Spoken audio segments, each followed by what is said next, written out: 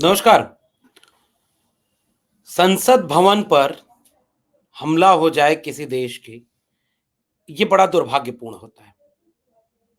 13 दिसंबर 2001 को संसद भवन पर सुरक्षा में चूक हुई और 13 दिसंबर 2001 को संसद भवन पर हमला हुआ।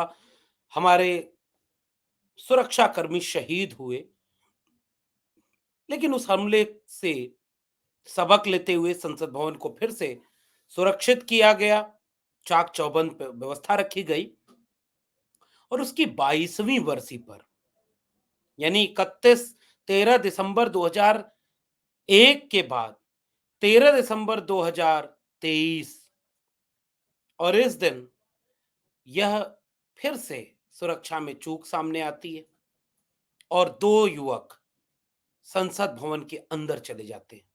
नया संसद भवन बना, विजिटर्स गैलरी जो थी उस पर ऊपर पहुंचते हैं और अचानक सदन के कार्रवाई के बीच में कूद जाते हैं और उसके बाद कूदते फांदते वो जब कूदते हैं तो बीजेपी सांसद खगेन मुर्मू अपनी बात रख रहे थे। वे अपने जूते में कुछ स्प्रे छिपा कर लाए थे। उनका स्प्रे करते ही पूरा पीला धुआं सदन में फैलने लगा। सांसदों ने दोनों को पकड़ लिया और उसकी पिटाई कर दी। सुरक्षा कर्मियों को बाद में सौंप दिया गया और मामले को लेकर के अब जांच कमेटी बैठाई गई है। लोकसभा अध्यक्ष ओम बिरला ने इसके लिए कोशिश की है। 5 लोगों को अब तक पुलिस ने गिरफ्तार कर लिया। पुलिस का मानना है कि इसमें 6 लोग शामिल थे। 2 ने अंदर हंगामा किया, 2 ने बाहर हंगामा किया। और दिल्ली के बाहर से पुलिस का कहना है कि ये सारे लोग दिल्ली के बाहर से आए थे। सभी गुरुग्राम में ललित झा नामक शख्स के घर पे रुके हुए थे। पूरी प्लानिंग के साथ आए थे और आज संसद भवन में इसको लेकर के हंगामा हुआ। विपक्षी सांसद सुरक्षा व्यवस्था के सवाल को केंद्र में रख करके सवाल खड़े करते हैं और गृह मंत्रालय से पूरे मामले की जांच के लिए अपील करते हैं। बयान की बात हंगामा करते हैं कि जब संसद भवन ही सुरक्षित नहीं तो फिर देश में बाकी सुरक्षित क्या। रक्षा मंत्री राजनाथ सिंह ने जवाब दिया। गृह मंत्रालय ने जांच के आदेश दे दिए। एक कमेटी बना दी। सीआरपीएफ के डीजी अनीश दयाल सिंह कमेटी को लीड करेंगे।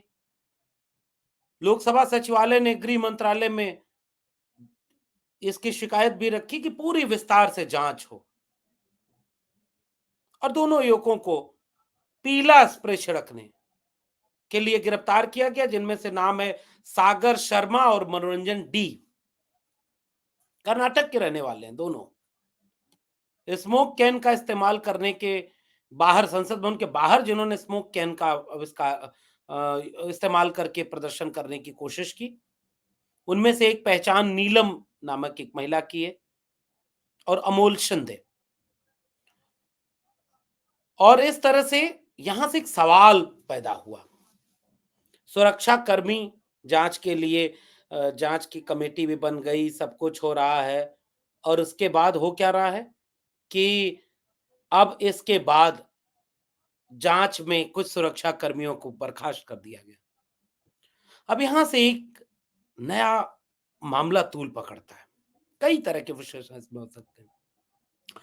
कर्नाटक के मैसूर से बीजेपी सांसद प्रताप सिन्हा के नाम पर विजिटर पास लेकर के सदन की कार्यवाही देखने के लिए ये लोग आए।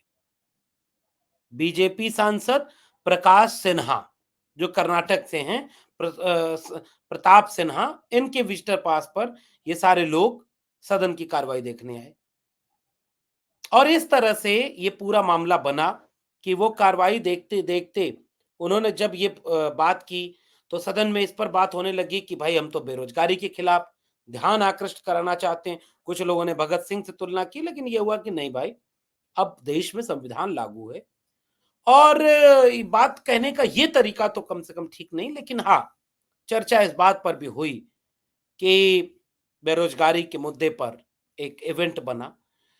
सवाल इस बात का हो रहा है कि ठीक 13 दिसंबर, वही तारीख जब 2001 में आतंकवादियों ने हमला किया था, और ठीक 13 दिसंबर 2001 के 22 साल बाद फिर से 13 दिसंबर 2023 को ये काम हुआ।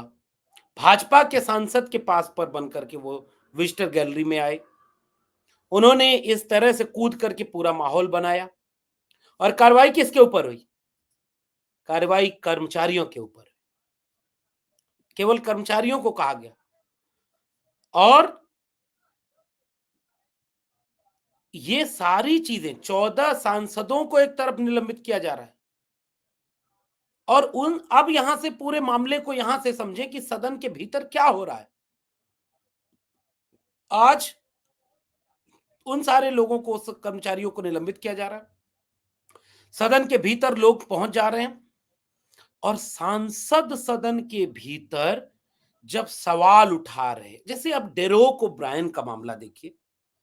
डेरेक ओब्रायन टीएमसी के सांसद, महुआ मोइत्रा को किसी और वजह से उन्होंने सस्पेंड किया अभी हाल ही में। महुआ मोइत्रा को संसद की सदस्यता से इस्तीफा दिलवा, मतलब रद्द करने की तक की कोशिश हो रही, सस्पेंडेड हो गई। डेरेक ओब्रायन जिन्होंने इस तरह के मामले उठाकर वेल में चले गए और अचानक आग बबूला हो गए। उपराष्ट्रपति जो हैं, वो राज्यसभा के मेंबर होते हैं, पदेन वो होते हैं, और उपराष्ट्रपति नाराज हो गए और उन्होंने फिर उनको सस्पेंड कर दिया। 14 सांसद सस्पेंड हो चुके हैं। तो अगर सदन के भीतर कोई जनता के मुद्दे उठाए, कोई सदन के भीतर ये कहना चाहे कि भाई हमारे मुद्दे पर बात हो, हमारा हक है ये कि हम सवाल पूछ सकते हैं, हमारा हक है कि हम इन चीजों को लेकर के कुछ सवाल करने की स्थिति तक जा सकते हैं, इन सारी चीजों को लेकर के जो विमर्श पूरे देश में हो रहा है, उसके खिलाफ सदन में खड़े होकर सांसदों को निष्कासित कर दिया जा रहा है, उनकी सदस्यता छीन ली जा रही है। तो 14 सांसद अब तक निलंबित किए जा चुके हैं। एक सदस्य तो सदन के अंदर आया ही नहीं। मोदी सरकार बदले की भावना में इस कदर चल रही है कि वो मुद्दों को भटकाने के लिए, कल्पना करिए कि नया संसद भवन बना है और 2-4 नौजवान विजिटर पास लेकर के इस तरह से काम करते हैं कि वो यहां पर खड़े होकर के पूरी तरह से सवाल खड़े कर देते हैं कि नहीं भाई, हमारे मुद्दे को सुना जाए। कैसे घुस गए वो? क्या ये सामान्य बात नहीं है? क्या वो चीजें इस तरह से चलती हैं वो कि भाई सदन में खड़े होकर अगर कोई सवाल पूछ रहा है, अगर वो सांसद है, तो भी उसको सस्पेंड कर देने का क्या तुक बनता है? इस तरह के कई सवाल पैदा हो रहे हैं। अब विमर्श इस बात पर हो रहा है कि चुनाव जीतना तो एक बात है। अगर हम इस विमर्श में विश्लेषण इसका करेंगे कि भई आप क्या नाकामियों को छिपाने के लिए जो सवाल पूछ रहे हैं, उन सारे सांसदों को अगर बर्खास्त करते चले जाएँगे, उन सांसदों को अगर निकालते चले जाएँगे, उन सांसदों की सांसदी खत्म करते चले जाएँगे। आप संजय सिंह को जेल में रखे हुए हैं, इसकी वजह हालाँकि अलग है, और 14 सांसद अब तक निलंबित हो गए। डेरेक ओब्रायन को पूरे सत्र के लिए निलंबित कर दिया गया।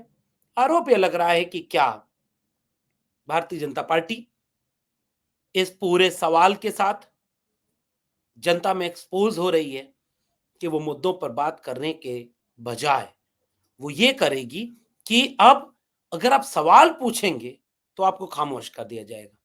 मैंने भी सच बोलने का साहस किया ना। दिल्ली विश्वविद्यालय का प्रोफेसर, एस्मा उस पर लागू नहीं होता, उस पर कोई सर्विस नियम नहीं बनता कि वो सरकार की आलोचना करे या ना करे। वो आजाद है क्योंकि वो ऑटोनॉमस बॉडी का एक शख्स है, और उस आजाद शख्स के ऊपर इस तरह से पाबंदी, इस तरह से उसके ऊपर कि आप बोलेंगे तो विश्वविद्यालय से निकाल दिया जाएगा, आप बोलेंगे तो केवल उनके सुर में सुर मिलाकर बोलिए, उनके उनके लिए बोलिए, उनके पक्ष में बोलिए, उनके विचार के लिए बोलिए। और अगर आप सवाल करेंगे और आप विपक्षी खेमे के तरफ से आते हैं तो आपको निकाल बाहर किया जाएगा। तो आज की तारीख में पूरी भारतीय जनता पार्टी कई तरह से काम कर रही है, जिससे साफ तौर पर यह लग रहा है कि वे सारे लोग सांसदों की आवाज चुप करना चाहते, विधायकों की आवाज चुप करना चाहते, वे सारे लोग इस बात के लिए भी खामोश करना चाहते हैं कि जनता भी सवाल ना करे। लेकिन इस नाराजगी और गुस्से को कितने देर तक रोक पाएंगे, कितना आप इसको छिपा पाएंगे? और अब भाजपा सरकार ऐसा लगता है कि पूरी वादे किए हुए उनको चुकाने में नाकामयाब हुई, तो संसद की सत्र की, जहां से लोकतांत्रिक प्रक्रिया है सवाल करने की, वहां सवाल आप नहीं कर सकते। और इसलिए जब उस सवाल को पूछा जाएगा तो आप उनको उनके ऊपर कार्रवाई करेंगे, उनके ऊपर यह आरोप लगाएंगे कि भाई आप तो बाधा बन रहे थे सदन की कार्रवाई के लिए। तो जवाब कहां देंगे आप? राजनीति में फिर जवाब कहां? क्योंकि जब चुनाव आने लगेंगे तो चुनाव में तो रैलियां होती है ना, चुनाव में तो भाषण दिए जाते हैं, चुनाव में तो ये सारे काम ऐसे किए जाते हैं कि वहां तो मोदी है तो गारंटी है, और गारंटी है तो 2 करोड़ रोजगार की गारंटी होनी चाहिए, 15 लाख की गारंटी होनी चाहिए, अच्छे दिन की गारंटी होनी चाहिए, बुलेट ट्रेन की गारंटी होनी चाहिए, स्मार्ट शहर की गारंटी होनी चाहिए, स्मार्ट गांव की गारंटी होनी चाहिए, 35 रुपए पेट्रोल होना चाहिए, 30 रुपए लीटर डीजल होना चाहिए। ये सब गारंटियां कहाँ गई? इसका मतलब ये कि जनता इन चीजों को लेकर विमर्श करे तो कहां करे?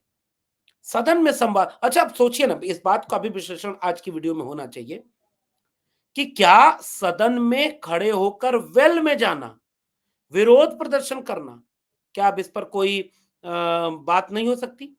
क्या इसको लेकर के कोई अधिकार अब सांसदों का ये भी नहीं कि विरोध भी कर सके?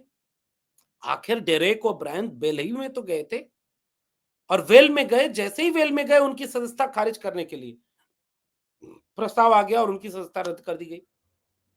तो इस तरह से एक विमर्श पूरे, अब जैसे जेएनयू में एक फरमान आया है कि अगर जवाहरलाल नेहरू विश्वविद्यालय के भीतर अगर आप विरोध प्रदर्शन करेंगे तो आपके ऊपर 20,000 रुपए का जुर्माना लगा दिया गया।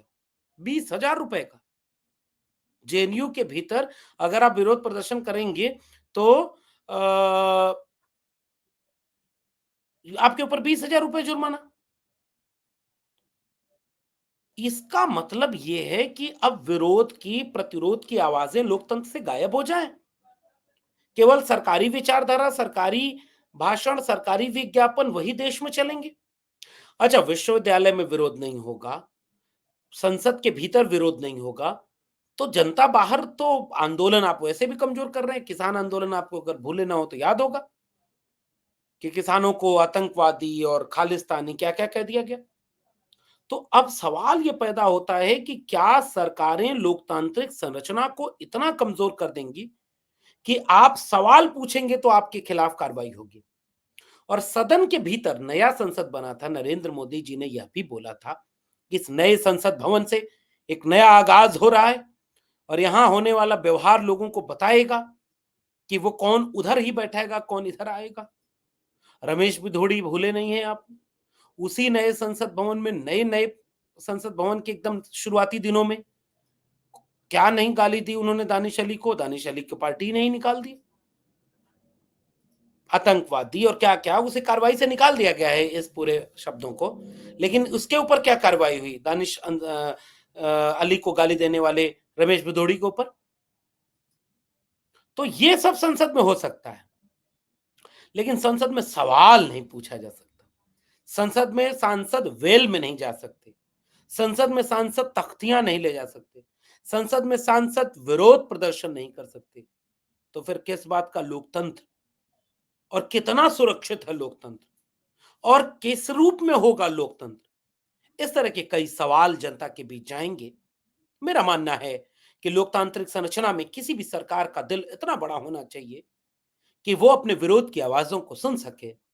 महात्मा कबीर ने लिखा है, निंदक नियरे राखिए, आंगन कुटी छवाए, और बिन पानी साबुन बिना निर्मल करे सुहाए। लोकतंत्र की खूबसूरती इस बात में है कि अपने प्रतिपक्षी इरादों को, विचारों को, मुद्दों को, आंदोलनों को उतनी जगह दी जाए जितनी सच्चा पक्ष की।